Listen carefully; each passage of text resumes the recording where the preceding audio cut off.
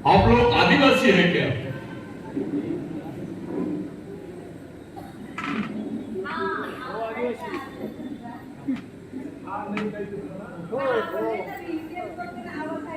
आपण महादेव कोळी आहेत, ठाकर आहेत की आदिवासी आहेत? आदिवासी.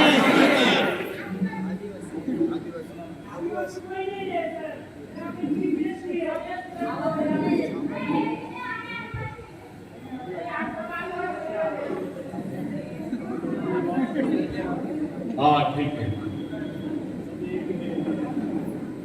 अब थोड़ा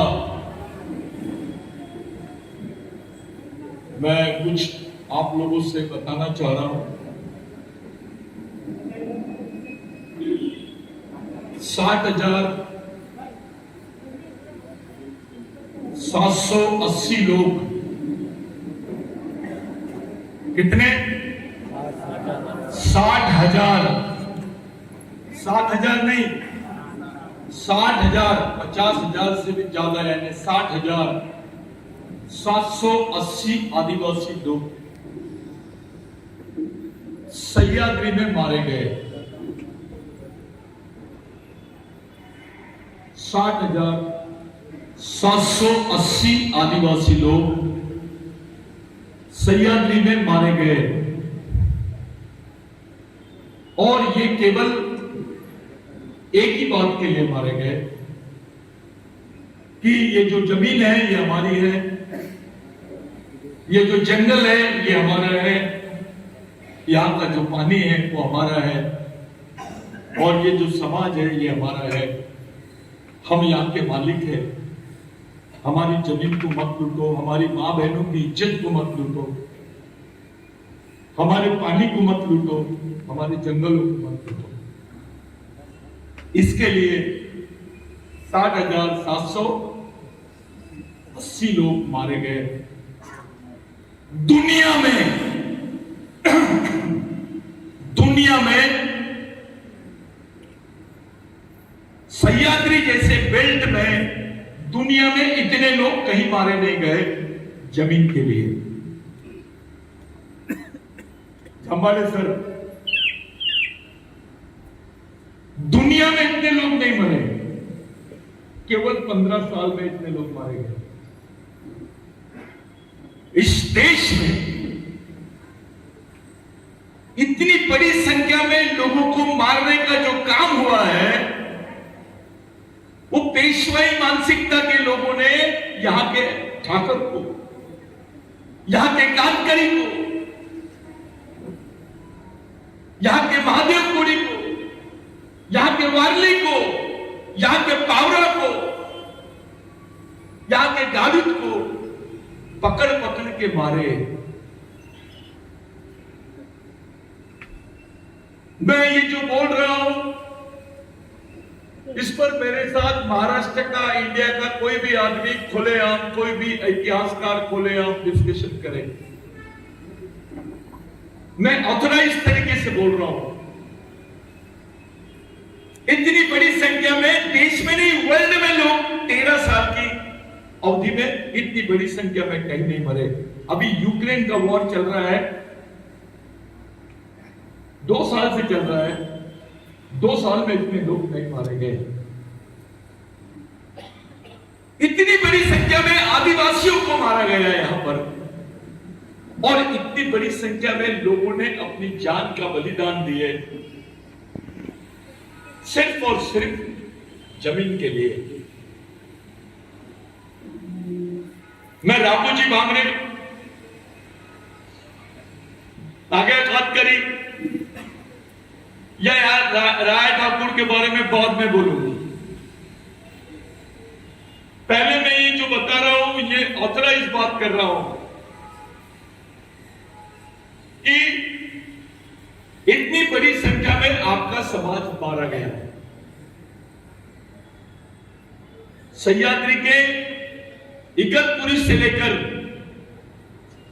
तो जहां तक के आप अहमदनगर से ले जाकर आप जहां तक के हमारे राघोजी भांगरे की जो जन्मभूमि है, वहां तक के अगर आप देखोगे, ये तो उसकी शहीद भूमि भी नहीं है. यहां पर उन्होंने प्लानिंग किए थे, जो आप लोग भाग्यजी महादी जिसको बोलते हैं यहाँ, राघोजी भांगरे, केवल राघोजी भांगरे नहीं, राय ठाकर के भी लोग, हर कम्युनिटी का, हर आदिवासी आदमी, चाहे वो कातकरी हो, ठाकर हो, महादेव कोड़ी हो, ये आंदोलन एक साथ चलाए, कभी यहां पर भेदभाव नहीं हुआ। कुछ ऐसे लोग समाज में पैदा हो गए जिनको छोटे छोटे पद के लिए जाति का सहारा लेना पड़ रहा है।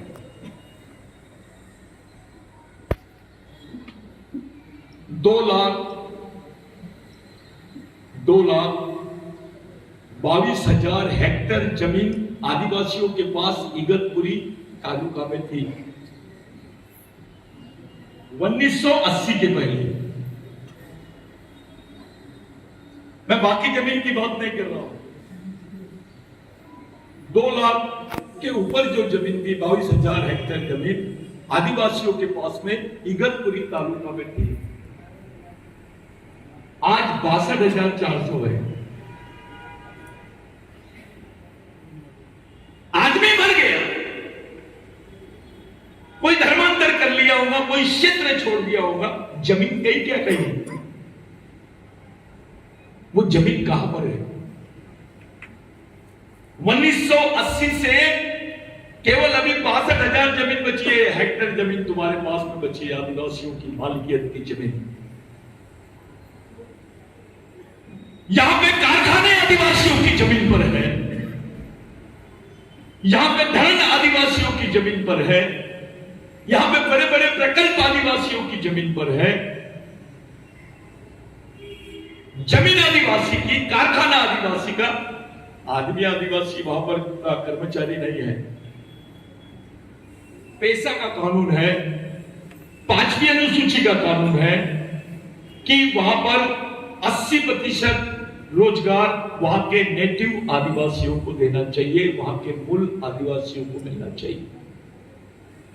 अगर इस कानून को देखें तो इस कानून के हिसाब से इगतपुरी की हर फैक्ट्री में 80% आदिवासी कर्मचारी होना चाहिए। ताली बजाने वाली बात नहीं है, ये शर्मनाक बात है। हमारे गांडो नेता कुछ नहीं कर पाए इस बारे में। फिर ताली। 80% ये पैसा का कायदा है, ये मैं नहीं बोल रहा हूं, ये कानून है। लेबर एक्ट बोलता है, इंडस्ट्रियल एक्ट बोलता है कि आदिवासियों की परमिशन के बगैर यहां ना कंपनी लग सकती है, ना यहां पर रिसोर्ट बन सकता है। और 5वीं अनुसूचित क्षेत्र की जमीन नॉन ट्रांसफरेबल लैंड है, राज्यपाल को भी इसके अधिकार नहीं है।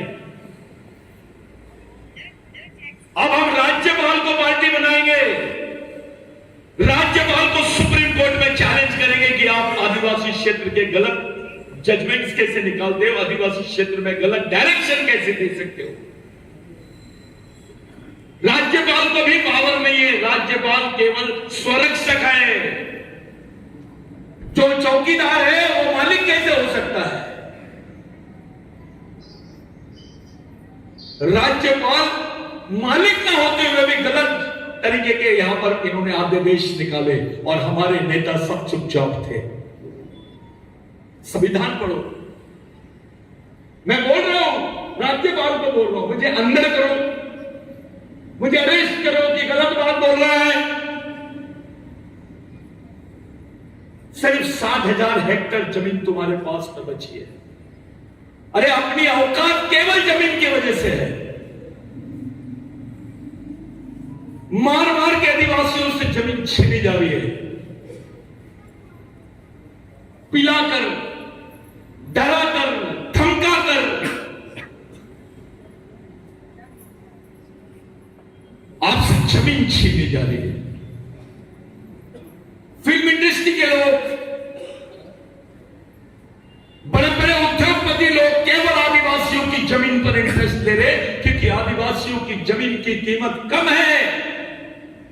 इसी पैसा के क्षेत्र में गैर आदिवासी की जमीन की कीमत 1 करोड़, तो आदिवासियों की जमीन की कीमत 10 लाख। ऐसा क्यों?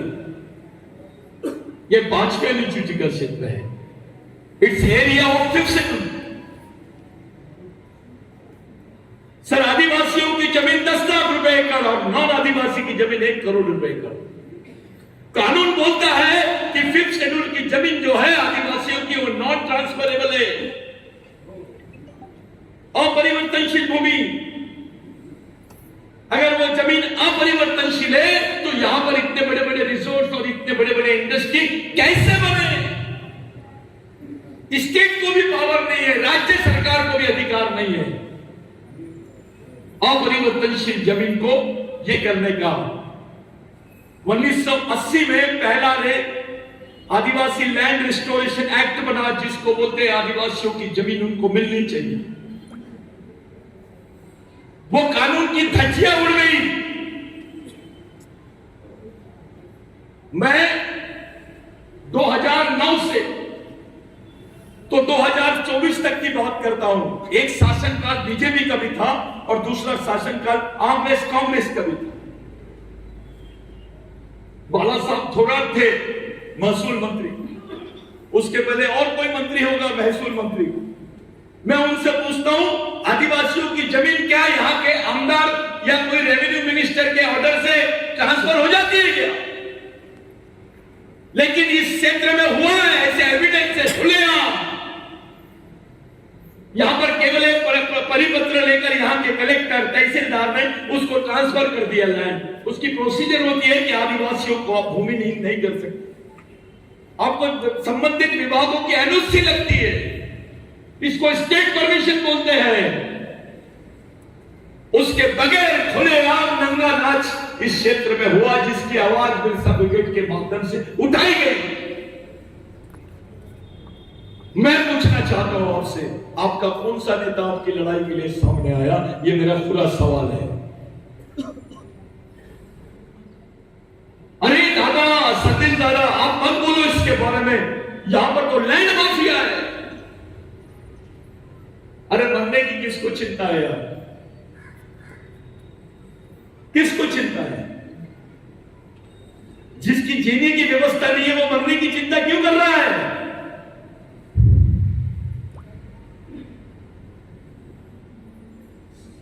विधानसभा में यह प्रश्न गया था कि आदिवासियों की जमीनों को छीना जा रहा है। छगन भुजबल जी ने उठाए थे जब वो पवार साहब के साथ में थे। कौन किधर है मुझे इससे कोई लेना देना नहीं है। ये प्रश्न उठाए थे, सरकार ने क्या करी? केवल बुलाई वो आदिवासियों को, बेचारे ठाकर आदिवासियों को, वार्ली आदिवासियों को, महादेवपुरी आदिवासियों को, उनको बोले कि हम ही कार्रवाई करत आओ।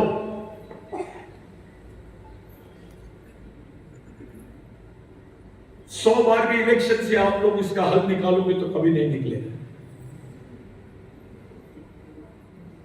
कुछ लोग बोल सकते हैं कि सतीश दादा बोल क्या रहा है। आपका समाज जिंदा है, इसकी सबूत देना पड़ेगा आपको। आप मर गए हो, अब आपके आंखों के सामने, अरे आपकी मां से ज्यादा इंपॉर्टेंट चीज है जमीन। आदिवासी उसको आई बोलता है, आई यानी मां नहीं होता है, मां से बड़ी होता है। शब्द आई का मतलब बहुत बड़ा शब्द है हमारे यहां। हम लोगों के जीवन का सबसे मुख्य आधार है जमीन। 5वें अनुसूची के क्षेत्र में कानून बोलता है, मैं नहीं बोल रहा हूं, कि यहाँ पे इंडस्ट्रियल सेक्टर में यहाँ के बड़ी बड़ी फैक्ट्रीज है, जेएसडब्ल्यू है, यहाँ महिंद्रा है। क्यों चुपचाप है? कोई नेता, कोई पार्टी इस पर बात क्यों नहीं कर रही है? पहले इस पर कुछ चर्चा हो जाए। इसलिए चुपचाप है क्योंकि सब लोग केवल आदिवासियों का तमाशा देख रहे हैं। सबको मालूम है हमको इंडस्ट्रियलाइजेशन करना है, हमको इस जमीन को लूटना है, आदिवासियों को खत्म करना है। जब ऐसी परिस्थिति दिखती है कि जब आदिवासियों की जमीनें खुलेआम लूटी जाती है और कोई पार्टी नहीं बोलती है, उस पर सब खामोश रहते हैं, तो ऐसा लगता है कि हमारी लड़ाई तो पूरे लोगों के साथ है, पूरे सिस्टम से है। कौन सी पार्टी से टिकट चाहते हैं आप सब? कौन सी पार्टी से टिकट चाहते हैं आप? आपको नहीं देंगे। नहीं मिलेंगे, आपका कोई वाली नहीं। और कौन टिकट चाहता है? आपको भी नहीं देंगे, आपका भी कोई वाली नहीं है, आपका समाज लावारिश है। कोई कांग्रेस वाले आपको पूछेंगे नहीं, आपको पवार साहब भी नहीं देंगे, क्योंकि पवार साहब पूछेंगे तुम्हारा समाज कहां है, क्यों देंगे तुमको टिकट? मुट्ठी भर लोग हैं, वो लोग बोलते हैं कि हमको टिकट होना, उनको पहले दे देंगे सब। अपना समाज खामोश है। दादा ने बहुत अच्छी बात बोले आपने कि भाई हमारा डेवलपमेंट नहीं हुआ, इस देश में आदिवासियों का डेवलपमेंट नहीं हुआ। मैं आपसे पूछता हूं, इस देश में मुसलमानों का भी डेवलपमेंट हो, उनके पास आरक्षण नहीं है, कपड़े कचरे उठाने का भी काम करता है मुसलमान, लेकिन उसके पास में सिस्टम है, उसका एक सोशल सिस्टम है। आपके समाज का कौन सा सोशल सिस्टम है? जिस समाज की कोई सामाजिक व्यवस्था नहीं है, जिस समाज का कोई सामाजिक कार्यक्रम नहीं है, वो कैसे प्रोग्रेस करेगा? इस देश में वही समाज जिंदा है जिस समाज के पास में सामाजिक कार्यक्रम है, जिस समाज के पास सामाजिक मिशन है। अपने समाज के पास कुछ नहीं, इसलिए अपना प्रोग्रेस नहीं हो पाया है। गाड़ी खरीद लेने से, फॉर्च्यूनर में घूमने से, महंगे कपड़े पहनने को प्रोग्रेस नहीं बोलते।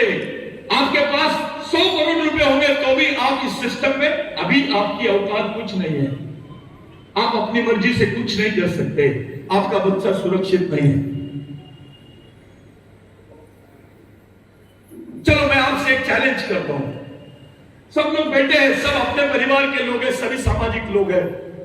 95 ग्राम पंचायत है यहां पर, 90 ग्राम पंचायत है शायद, उसमें से 65 ग्राम पंचायत जो है वो पैसा में आती है। इसका मतलब यह है कि वो 90% से ज्यादा यानी 100% आदिवासी है। क्या जरूरत है किसी पार्टी वर्टी की? आरक्षण तो आदिवासी का है, पार्टी भी यूज करेगी। तुम तय कर लो ना, और ये तय कर लो, समाज के सामने एक बात को तय कर लो, समाज बड़ा की पार्टी? जब अगर सबको मालूम है तो पार्टी कहां से आ रही है बीच में? मैं बीजेपी चाहो, मैं कांग्रेस चाहो, मैं राष्ट्रवादी कांग्रेस चाहो, हम पार्टियों को क्यों बड़ा कर रहे हैं? हम समाज को बड़ा करने की पहले पहल कर रहे हैं, पार्टी ऑटोमेटिक पीछे आएंगे। एक जगह समाज होना, ये आरक्षण नहीं करके हम लड़ रहे हैं, बिगर आरक्षित सीट पे चलो लड़ो, अपनी औकात समझ में आ जाएगी। अपने को कौन महत्व देता है?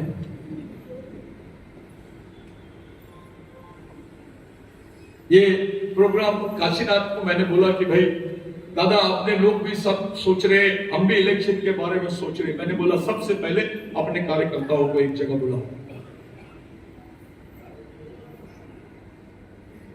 साथियों, मेरा बहुत अच्छे संबंध है, मेरे को कम से कम 100 फोन आया कि सतीश पेन्नाम दादा आप शरद पवार से बात कर लो, कुछ फोन आए आप राहुल गांधी से बात करो, कुछ फोन आया आप संजय राउत उद्धव ठाकरे से बात करो। मैं क्यों बात करूं? मेरे समाज से कौन बात करता है यह महत्व की बात है, मेरे से कौन बात करता है यह महत्व की बात है। हमारा सामाजिक वैल्यू, मिशन में व्यक्ति का कोई वैल्यू नहीं होना चाहिए। मैं आज हूं, कल मेरे को मार देंगे, तुम लोग क्या करते हैं? समाज का वैल्यू क्या है, यह महत्व की बात है। आपसे, इस समाज से किसी ने डिस्कस किया? पूछा साहब अपने से किसी ने? अपने समाज को कोई पूछ रहा है? जब तुमको कोई पूछ ही नहीं रहा, इसका मतलब साफ है अपने समाज की कोई औकात नहीं है। मी या पार्टी चाहो, मी त्या पार्टीच्या, अरे कोणत्याही पार्टीच्या राय भावा तू, आपली कंडिशन एकच आहे, हमारी कोई वैल्यू नहीं है। We have no values in democratic system. इस पॉलिटिकल सिस्टम में आदिवासियों का वैल्यू 0 है। सबको मालूम है ये आदिवासी बहुल एरिया है, समाज से कौन बात करता है? व्यक्ति से बात कर लेते। तेरे पास 5 गांव है, तेरे पास 20 गांव है, तू इतने ले ले, तू उधर ले ले, तू ये वाला काम कर ले। ये जो काम है बंदर बाट कर देते हैं, यहां पर आमदार बन जाता है। किसी को भी आमदार बना सकते हो। क्षेत्र आदिवासी का है और आपका भविष्य निर्णय लेता है गैर आदिवासी आपका, जिसका तुम्हारे दुख दर्द से कोई लेना देना नहीं है। वो लोग बैठ के तुमको लूटने की तैयारी करते हैं और वो तय करते हैं आमदार कौन बनेगा। अबे इगतपुरी का आमदार अगर दूसरे तय कर रहे हैं तो हम क्या कर रहे हैं? मिशन काय के लिए चला रहे हैं? बंद कर दो इसको, फिर पार्टी चलाओ, शॉर्टकट है वो।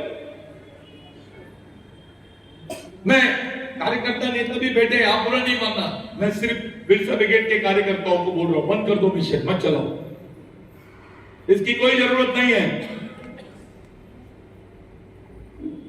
ठीक है, पवार साहब का हम रिस्पेक्ट करते हैं, बहुत बड़ी बात है, क्योंकि सोशली हमारे लिए एक अलग टाइप का अनुभव है और वो पैकेज हम चाहते, वो पैक हम चाहते हैं। अगर वो चीज निर्माण नहीं होती है तो वहां पर भी हमको स्टॉप होना पड़ेगा, क्योंकि समाज बड़ा है, समाज का भविष्य देखना है, हमको सबका उपयोग करना है, सबकी मदद लेना है। मैं आपसे पूछना चाहता हूं, हम बड़ी बड़ी बात कर लेते हैं। 2,22,000 हेक्टेयर जमीन का मैंने जिक्र किया था, आदिवासियों की जमीन थी। रेवेन्यू में रिकॉर्ड देख लो, मैं ऐसा कुछ नहीं बोल रहा हूं। अभी बची कितनी? 60,000 हेक्टेयर जमीन बची आदिवासियों के पास में इस क्षेत्र में। अब मैं कौन सा आदमी है जिसमें यह ताकत है कि जो 1.5 लाख हेक्टेयर तुम्हारी जमीन गई तुमको वापस ला के देगा, मैं उसको नेता बनाने के लिए तैयार हूं।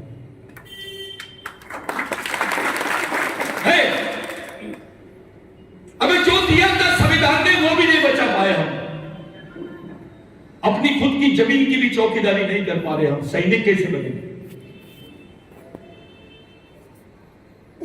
जो चौकीदार नहीं बन सकता है वो सैनिक कैसे बन सकता है?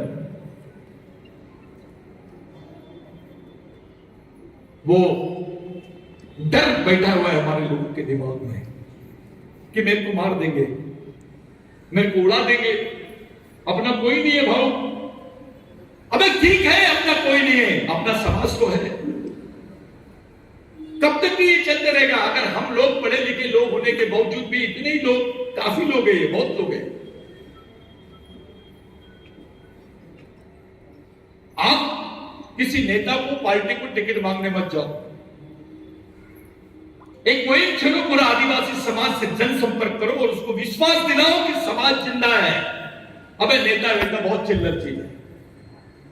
एक बार समाज जिंदा हो जाएगा तो नेता को बैठ बोलेंगे तो सो जाएगा वो, क्योंकि दबाव और समाज का वो लेवल होना चाहिए।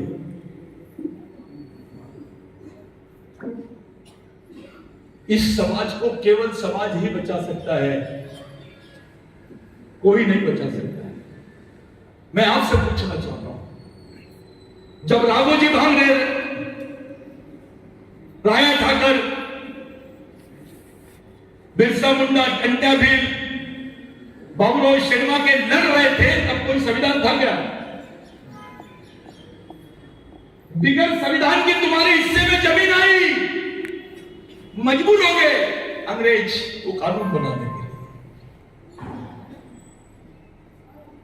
बहुत लोग बोलते हैं मैं जमींदार हूं, माझ्याकडे इतनी एकड़ जमीन है। अब तीसरे पीढ़ी में जाके तेरा रिकॉर्ड निकाले, तेरे को जमीन किसने दिया? तेरे को जमीन देने वाले भगवान का नाम राघोजी भांगरे है। कौन से भगवान ने जमीन दिया? मैं जब पूछता हूं तो चुपचाप रहता है। वो महादेव की तरफ देखता है, राम की तरफ देखता है, कृष्ण की तरफ देखता है। कोणत्या देवाने तुला जमीन दिली? संविधान में अधिकार मिले ये अलग पहलू है, लेकिन आदिवासियों के हिस्से में मालकियत आई जमीन की। जब पूरी जमीन पेशवाइयों ने तुमसे छीन ली थी और अंग्रेजों के रिकॉर्ड में उसको दर्ज करवा दिया गया था, अपने राजाओं ने भी धोखा दिया है। सरदार भी गद्दार था अपना। आदिवासियों की मालिकियत की जमीनों को इन्होंने सरेंडर किए गवर्नमेंट को, और गवर्नमेंट से रॉयल्टी लिए। लूटे, वो जमीन में आदिवासी पूरे बेघर हो गए, बेचारे भूमिहीन हो गए। जो भूमि कायदा बना रहे, जिसको हम लोग फॉरेस्ट प्रोटेक्शन एक्ट जो बनाए, वन भूमि अधिकार, ये राघोजी भावरे की लड़ाई है, बिरसा मुंडा की लड़ाई है, टंटा भील की लड़ाई है, बाबूराव शर्मा की लड़ाई है। ये इनको कल्पना आई कि भाई आदिवासियों को कुछ दे देना चाहिए। अबे देश की 80% जमीन आदिवासी की थी। मैं नहीं बोल रहा हूं, 1822 का रिकॉर्ड है। किसी देश में ऐसा सुने? इस देश में 28 या 29 राज्य है। उन 29 राज्यों में से 15 राज्य आदिवासियों के हैं। किसी वर्ल्ड के कौन सा देश है ऐसा जहां पर ऐसा है? दादा 15 राज्य है, उधर 7 राज्य, नागालैंड, मिजोरम, मणिपुर, और इधर झारखंड, उड़ीसा, छत्तीसगढ़, मध्य प्रदेश। फिर भी तुमको बोलते हैं तुम तो 7% है। अबे 7% आदिवासियों की 62% जमीन कैसे है?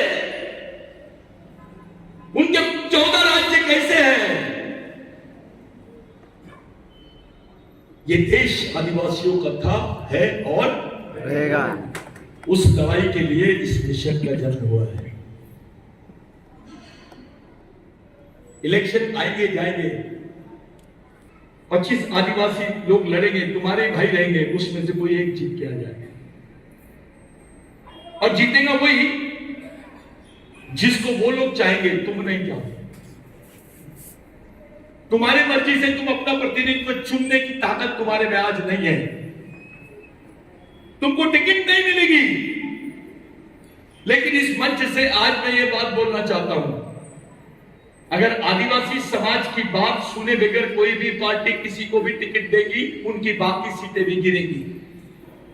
अगर इस समाज का रिस्पेक्ट नहीं होगा तो, इस समाज की जनभावना और इस समाज की अंतरात्मा को टटोले बगैर, इस समाज की मानसिकता, इसकी मान्यता को जाने बगैर, संगठन को विश्वास में लिए बगैर कोई भी पार्टी अगर ये बात करेगी इस विधानसभा में, वो हमको कोई सत्ता वत्ता नहीं होना। अगर आप हमसे हमारी हक की सीटें छीनेंगे, अगर आप हमको खाने नहीं देंगे, तो हम आपके खाने में मट्टी डाल सकते हैं। छीन तो नहीं सकते, लेकिन आपको खाने भी नहीं देंगे। इतनी ताकत पैदा करो हर जगह, हर क्षेत्र में।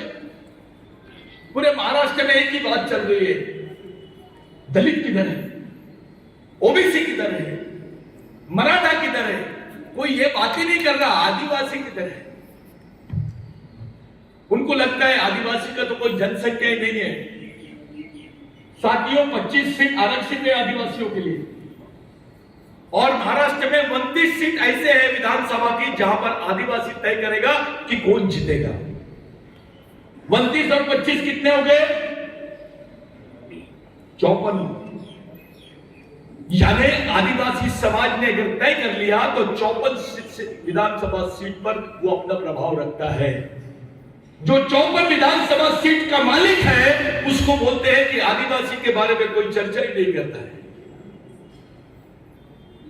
54 विधानसभा सीट आदिवासियों की मर्जी के बगैर हो ही नहीं सकती। ये वास्तविकता है, इस पर मिशन ने काम किया है। मुझे राज्य के माननीय और अनुभवी नेताओं ने बोला, अरे आप अपनी रिपोर्ट दो। मैं तो दूंगा ही, लेकिन कम से कम मेरे समाज को मालूम हो कि अपनी कितनी सीटों पर आदिवासियों का प्रभाव है। पूरे महाराष्ट्र को सबसे ज्यादा अगर कोई प्रभावित कर सकता है तो केवल आदिवासी समाज। अगर मुस्लिम भाई ने चाहा, दलित भाई ने चाहा, ओबीसी भाई ने चाहा, मराठा भाई ने चाहा कि आदिवासियों को साथ में रखकर आदिवासियों का प्रतिनिधित्व बने, तो आपके 25 नहीं, कम से कम 35 आमदार रह सकते हैं। जहां पे आदिवासियों की जनसंख्या साहब 40% से ज्यादा है, ऐसे क्षेत्र भी है। वर्धा कार भी है, यवतमाल का वनी है, जुन्नर है। ऐसे मैंने 20 सीटों का नाम बताया हो जहां पर हमारी जनसंख्या इस प्रकार है कि हमारी दखल ली जा सकती है। देखना यह है कि हमारे बारे में सोच रहा कौन है। जो आरक्षित है वहां तो देने ही है, गैर आरक्षित सीट पर हमारा क्या, उस तरफ भी अपना ध्यान ले जाओ। मैं आपको बताना चाहता हूं, मिशन ने एक बात तय किया है कि जितने 5वीं अनुसूची के क्षेत्र है जहां पर पेशा कानून लागू होता है वहां पर समाज जोड़ो, आदिवासियों के सामाजिक अधिकारों को बचाने का और समाज जोड़ो अभियान चलाएंगे। मिशन का कोई कैडर इलेक्शन के पहले 15-20 दिन पहले, आचार संहिता के पहले, कोई भी कैडर मिशन का कहीं पर भी अपना समय खराब नहीं करेगा। जितने लड़के हैं जो गर्व से ये टोपी पहनते हैं, आज इगतपुरी क्षेत्र की बात कर रहा हूं, बहुत सारे लोग मैंने देखा कि सब इंटरेस्टेड लड़के हैं, सब बहुत अच्छे अच्छे लड़के यहाँ पे काम कर रहे हैं। पूरे लोग गांव-गांव में अपनी सामाजिक पंचायत का अभियान शुरू करो। महिलाएं जितनी है, जितनी महिला कार्यकर्ता है, पूरे गांव-गांव में जाके अपना सामाजिक महापंचायतों का गठन करो। समाज से पूछो, उस गरीब आदमी से पूछो, तू डर मत, तू पार्टी के बारे में मत सोच, समाज तेरे पीछे है, उसका विश्वास दो। विधानसभा में आदिवासियों के 62% वोट है, उससे ज्यादा है, कम नहीं है, ऐसा बताया जा रहा।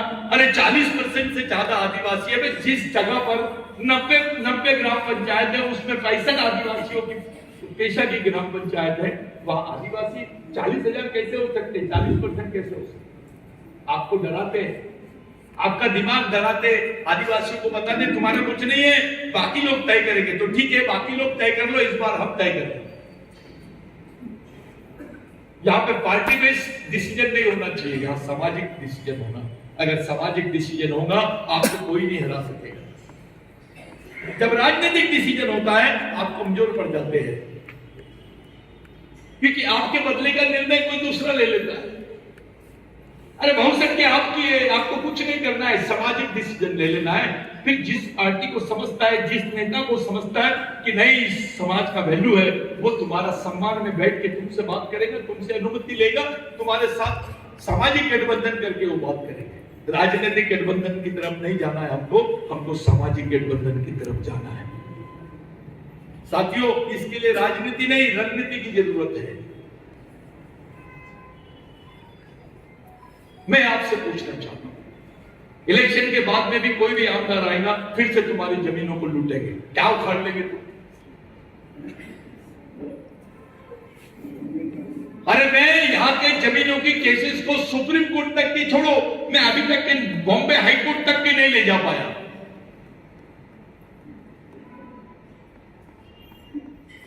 एक बार जमीन तुम्हारी हल गई तो तुम्हारे 50 साल के पहले के रिकॉर्ड भी नहीं मिलेंगे। एक जमीन का टुकड़ा जाने से तुमसे तुम्हारी पहचान, तुम्हारे अधिकार, तुम्हारी प्राचीनता, तुम्हारी कास्ट सर्टिफिकेट, तुम्हारा जो दाना पानी है वो सब छिन जाता है। एक आदिवासियों की जमीन जाने का मतलब ये उस परिवार का सामाजिक और जो मानवीय अस्तित्व है वो हमेशा के लिए खत्म हो जाता है। जमीन की वैल्यू आपके जीवन में क्या है समझो। कोण बोलता है आता बोगस अधिकारी इसलिए आरक्षण दिलं, ते केलं, ते तसं केलं। बे आरक्षण कहाँ है वो बता। आरक्षण का मतलब तब है जब वैकेंसी है। सरकार बोल देगी आदिवासीला आम्ही 12% आरक्षण करून दिलं। अरे वैकेंसीज नहीं है, आरक्षण का क्या करोगे तुम? सब जगह तो ये लोगों ने ठेका पद्धति डाली है। पूरा आदिवासी डिपार्टमेंट में आईएएस अधिकारी भी ठेके में लगा है दादा। रिटायर्ड आईएएस अधिकारी को ठेके में लगा है, टीचर ठेके में है, वहां का सफाई कामगार ठेके में है, मेस ठेके में चल रही है, पूरा आदिवासी डिपार्टमेंट ठेके में चल रहा है, अपना नेता भी ठेके में चल रहा है। ये सच्चाई है। तुम्हारा डिपार्टमेंट नहीं, तुम्हारा समाज भी ठेके में चल रहा है, तुम्हारे बच्चे भी ठेके का खाना खाते हैं। यानी सरकार ने तुम्हारी जवाबदारी लेने से इनकार कर दिया अपने आप। तुमको बताते हैं डीबीटी, अरे एक्चुअली डीबीटी के बारे में मालूम है क्या? 12 महीने का तुमको स्कॉलरशिप मिलना चाहिए, 12 महीनों के लिए। डीबीटी तुमको 10 महीने की मिलती है, 2 महीने की गवर्नमेंट खा जाती है, इसलिए डीबीटी रख रहे हैं। यानी साल में तुमने 10 महीने ही पढ़ना चाहिए, 2 महीने पढ़ने की इजाजत सरकार तुमको नहीं देती है। मैं खुला चैलेंज देता हूं, जो डीबीटी का समर्थन करता है उससे डिबेट करने के लिए तैयार हूं कि डीबीटी के आड़ में तुमने क्या घोटाला किया है। सेंट्रल में किसी नेता को बोलो, बोला तेरे बच्चे को पढ़ा के देख और उसको सेंट्रल मेस का खाना खिला, तब तेरे को समझ में आएगा कि सेंट्रल मेस क्या है। टाटा को बेच दिया तूने हमारे बच्चों के पेट को, तुम्हारी भूख बेची जा रही है। जो आदिवासी बच्चे पढ़ रहे हैं उनकी भूख को बेचा जा रहा है ठेकेदारों के पास। ये सेंट्रल मेस है, यानी ठेकेदार तय करेगा तुम्हारे बच्चे ने क्या खाना चाहिए। कैसा लग रहा है?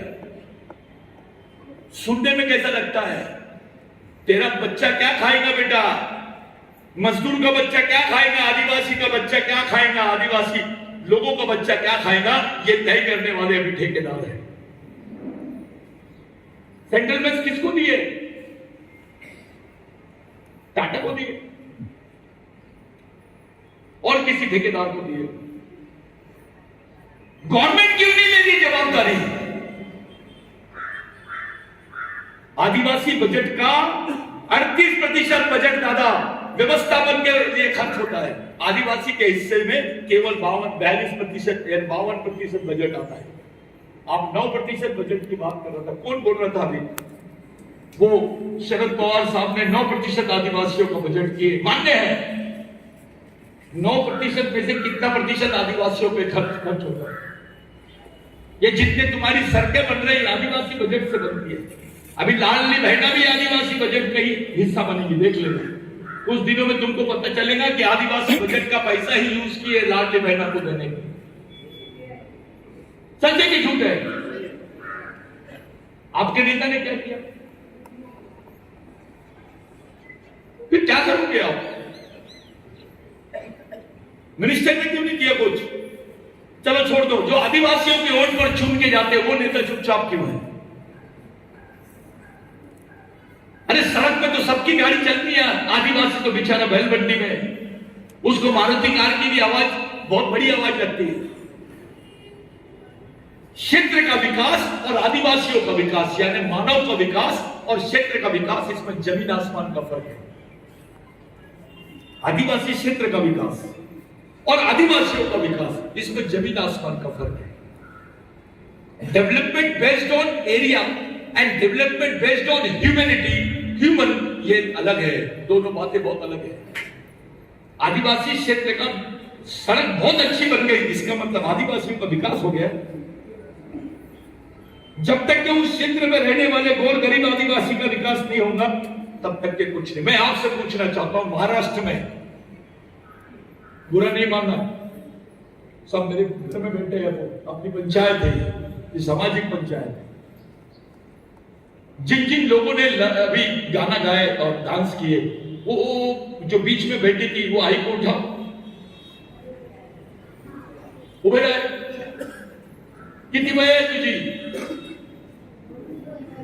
उसको खुद की उम्र भी नहीं मालूम, कम से कम 75 साल की होंगी वो,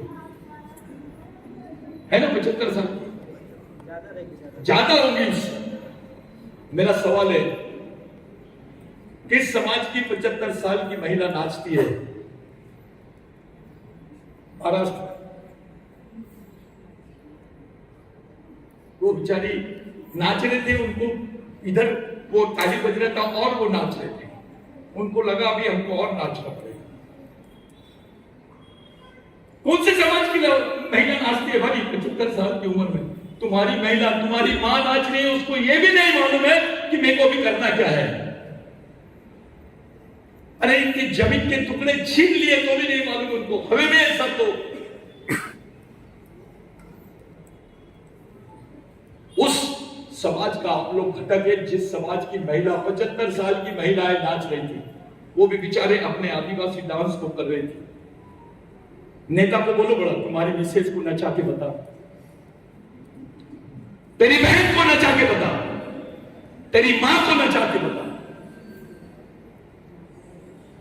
ये हमारे लिए हमारे नेता से बड़े लोग हैं।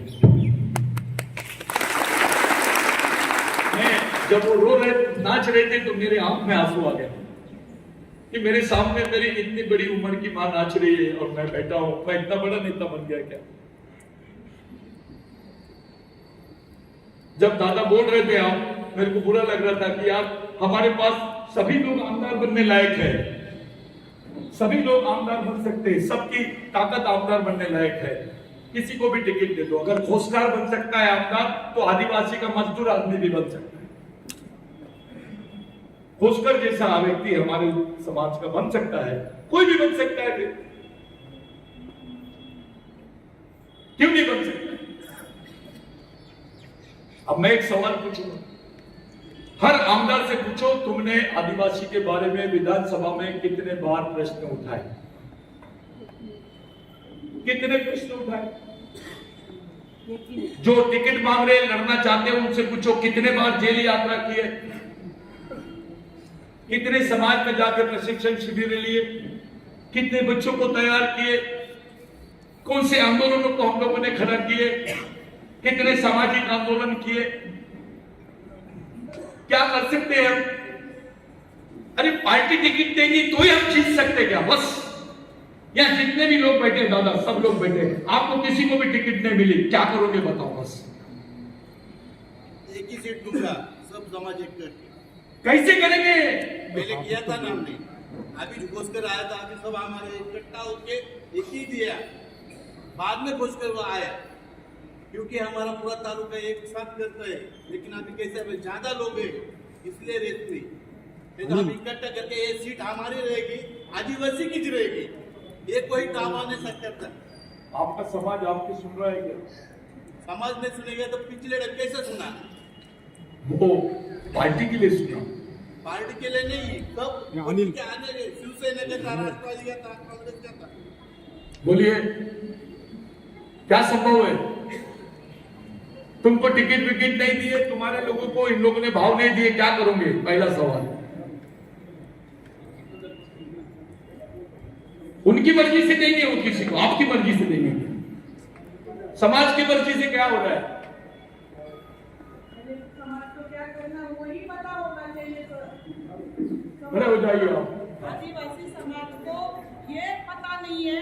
मैं एक महिला हूँ, बोलती हूँ। क्या नाम है आपका? मेरा भारती चिंते नाम है। अपना आदिवासी समाज का आपका आहे क्या, किसके लिए, मीन्स आपण आलो कशासाठी हेच अजून माहिती नाहीये. आपला समाज काय आहे, आपलं अस्तित्व काय आहे हेच जर माहिती नाहीये, इथून सुरुवात आहे दादा.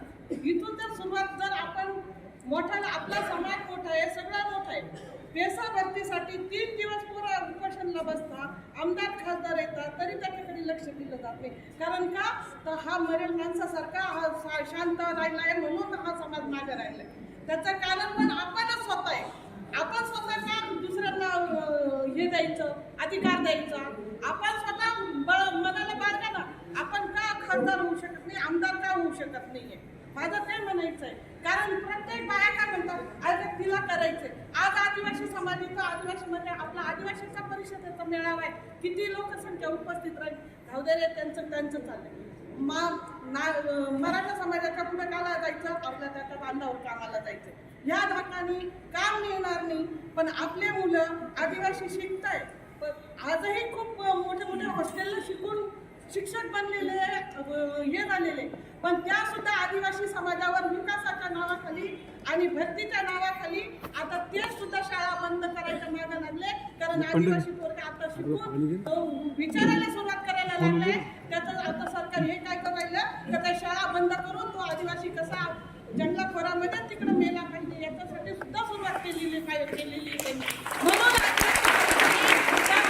जसं इंग्रजांना बिरसा मुंडांनी किंवा राघोजी बांगरेंनी जायला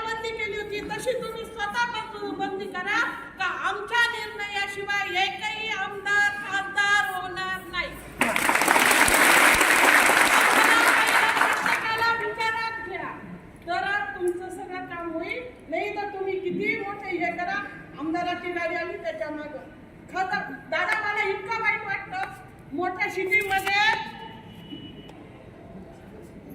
किसके मुख में और क्या आइडिया है? क्योंकि यहां पर कोई भाषणबाजी नहीं, निर्णय होगा। कोई दिमाग है? क्या करना चाहिए? यस बोलिए। अरे नाही आपली पोरं बोलतात बोलणं सांगू याला हानी इगतपुरी के सब लोगों से पूछता हूं, 5वें अनुसूची का क्षेत्र है ये, पेशा का क्षेत्र है कि नहीं? कितनी ग्राम सभा है? कितनी पारंपरिक ग्राम सभा है यहां पर?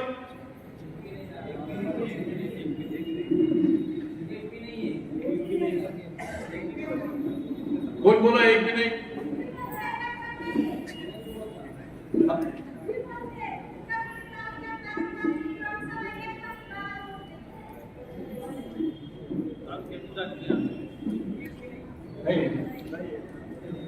फिर पैसा कायदा कैसे लागू होगा? कैसे लागू करेंगे पैसा? जब तक आपकी पारंपरिक ग्राम सभा नहीं रहेगी, आप पैसा लागू कर सकते हैं क्या? सर्जेराव का है, इधर है, दिख नहीं रहा। हाँ दादा, ग्राम सभा बन ही नहीं रहे अभी, सब ऊपर ही काम कर रहे, नीचे ग्राउंड लेवल में कोई बंदा काम कर नहीं रहा है। हमने दिंडोरी में 40 ग्राम सभा बनाया, प्रॉपर पारंपरिक ग्राम सभा। अब ये पैसा का ग्राम सभा वो जनरल लोग चला रहे, वो ग्राम सेवक ही चल रहा है, अपना बंदा कोई चल नहीं रहा है। जो पंच पद्धत जो हमको कॅडर शिकाई इतने दिन से, तो कॅडरच्या माध्यमातून त्या ग्राम सभा सक्षम झाल्या त्या आम्ही केल्यात।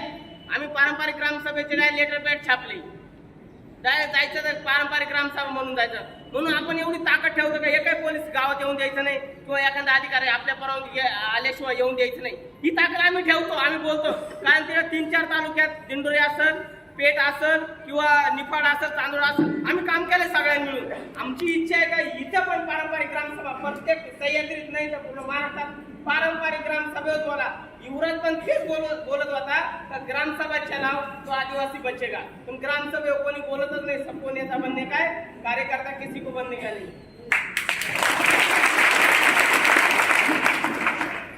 ठीक है, और कोई हल है? कोई देगा हल, बताएगा कोई क्या किया जाए? अपने आदिवासियों के नियंत्रण में विधानसभा आनी चाहिए, इसके लिए कोई हल है क्या? कोई प्लान है?